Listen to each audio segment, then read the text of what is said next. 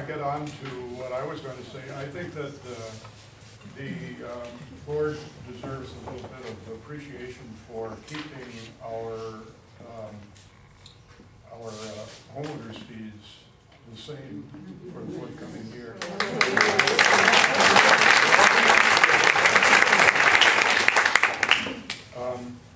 What I would like to share with you this evening is a magazine here. This is, oh, I have to correct you, Don, on one thing. You said that I'm an architect. I'm not an architect.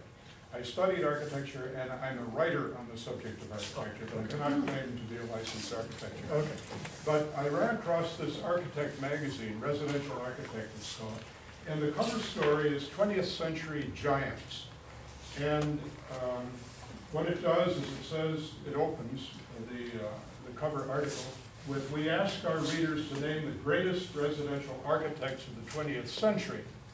And then it took the responses that it got and it wrote a short bio of the top 10 that came in. And I'm just curious to know if you recognize any of these top 10 names. Oliver Alto, if you recognize it, just raise your hand. Oliver Alto, well, you would. Barry Berkus, a couple of you. Charles and Henry Green, the Gamble House up in Pasadena. Hugh Jacobson, Charles-Edouard Jeanneret, better known as Le Corbusier. Oh, yes. Bernard Maybeck. No Maybecks. He designed a few houses here in San Diego. Richard Meyer. He also, in addition to residences, did the Getty Center up in LA. Richard Neutra. He did a few here in San Diego also. Robert A.M. Stern. I'll mention him a little bit later. And Frank Lloyd Wright. He would be happy to see that. Well, the second name that I gave, Barry Berkus, as Don mentioned, is the architect who designed UC West. And so to know that we have one of the top 10 residential architects of the 20th century having designed our place, I think is quite impressive. And this, in this magazine, in the bio about him, says, and I'll quote, Berkus's career has forever altered the paradigm of architects and planners working to create more livable urban and suburban environments. His Santa Barbara firm was instrumental in planning such new towns as Irvine, California, Hilton Head, South Carolina, and Reston, Virginia. And readers cited his innovations with garage configurations, room sizes and placement, and siding techniques.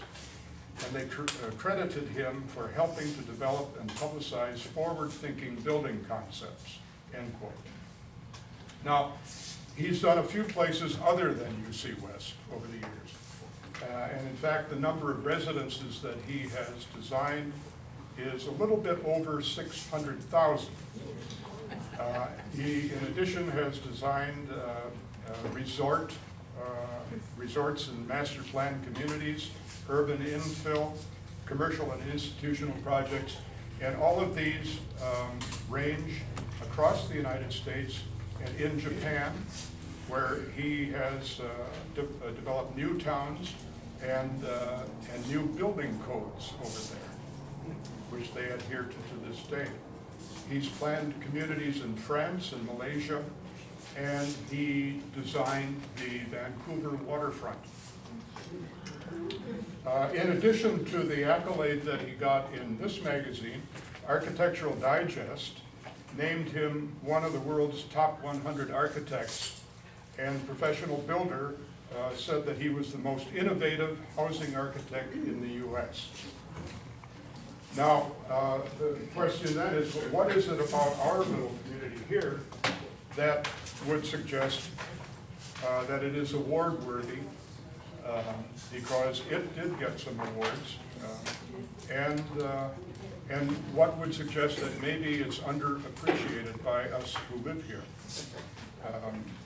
The community, our little home here has some design elements, such as consistent roof pitches, which these days are rarely seen, amply articulated facades, lattice work, soaring ceilings, amply, clear story and solarium windows, pencil-thin metal window frames, and in some plans, boldly rounded living room walls and balconies.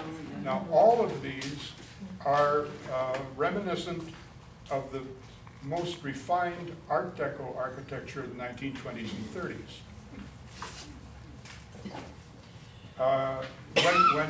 When he designed these, if you see the plans, you recognize that they were designed with a little extra thought and built with some extra funds, more than usual.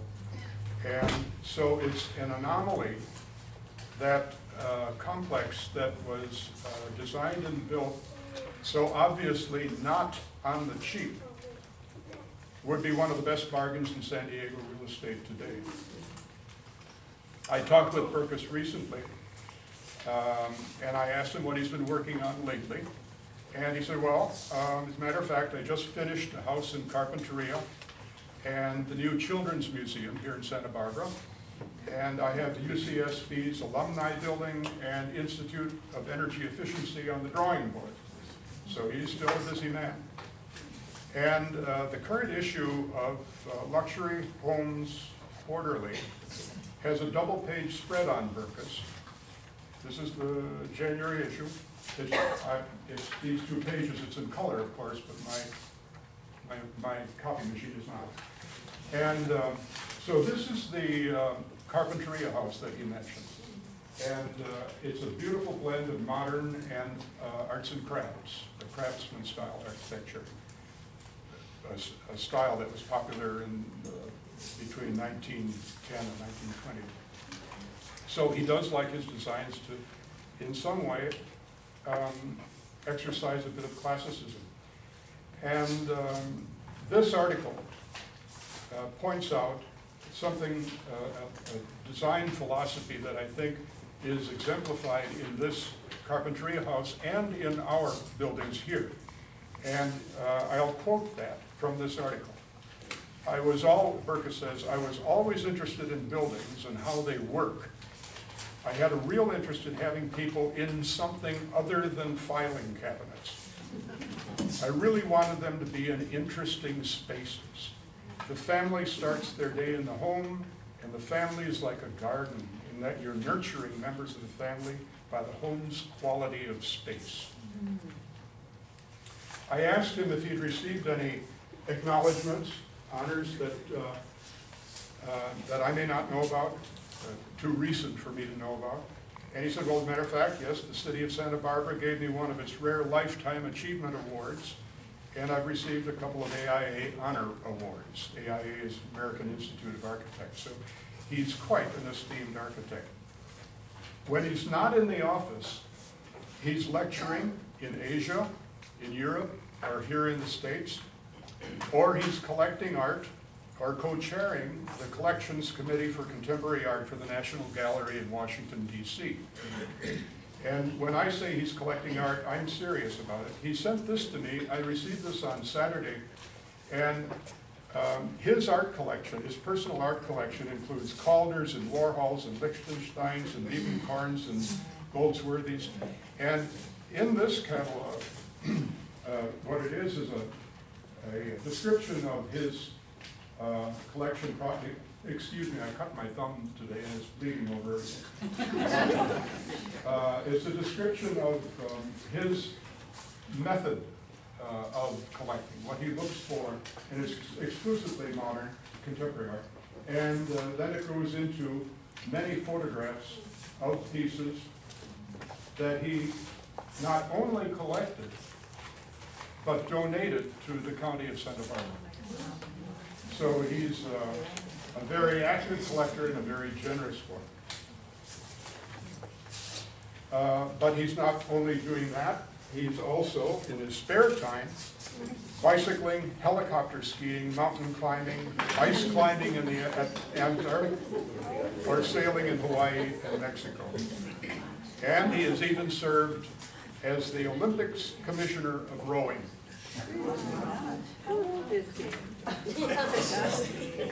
Barry Berkus also writes. And here is a book that he wrote. It's called Architecture, Art Parallels, Connections. And in this book, he shows the relationship between various styles of art and architecture. And when I've read this dedication in this book, it made me want to meet him and his wife. The dedication is, "To my wife, Gail, my best friend and partner in passion and adventures."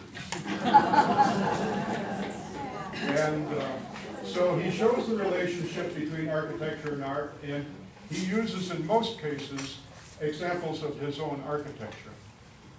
And here is a very classic private home that he designed.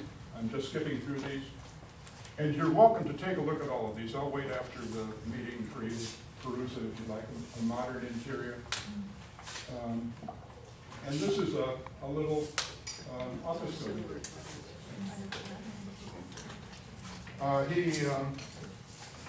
Here's another book that he wrote. This one he wrote a couple of years after that one. The dedication is, "To my late wife, Gail." And in this one, he shows the thought process that an architect goes through in the building of a house. And he uses 15 examples. And I'll just show you, this is a little pool house on a vast property. And he designed the main house as well. Here's an interior. Now this interior is reflective of the Art Deco period, just as our Plan 3s and one or two other plans are. And now there are the Art Deco period runs from 1920 to 1940. Some people will differentiate between the second half of that period and refer to that as the Art Moderne period. And that's the time within the Art Deco period when we went to rounded walls and porthole windows and speed lines, which made the houses go much faster. So that building, as well as UC West, is reflective of that period. In that book, he mentions something that I think is rather important, and I'll quote it. "Shelter is much more than a roof over the occupants' heads. Introducing creative elements such as open floor plans, areas of social interaction, volumes that lift the spirit, and intimate areas of retreat give us the opportunity to transform nondescript shelters into stimulating personal environments." And I think anybody who lives in one of those cookie cutter places you see all over would appreciate stimulating personal environment. The last thing I'll show you is another book. This was written, I'm bringing this up here for a specific purpose. It was written by one of the other 10 architects who came in the top 10 of the greatest residential architecture of the 20th century, Robert A.M. Stern. And only one of you recognize that name. He had a television series a few years ago on the subject of the architecture of America, the history of it. And this is the companion book to it. And the series and the book are titled Pride of Place. And you're welcome to go through it. I brought it because I think the name, the title of the book is important. And it was inspired by a quote by Abraham Lincoln. And the Common Council of Stony Brook, New York, thought that this quote was so inspiring that it emblazoned this quote on all of its municipal garbage cans. And the quote is, "I like to see a man proud of the place in which he lives." And I believe that now on this quarter-century anniversary of UC West, we have every reason to be proud of the place in which we live.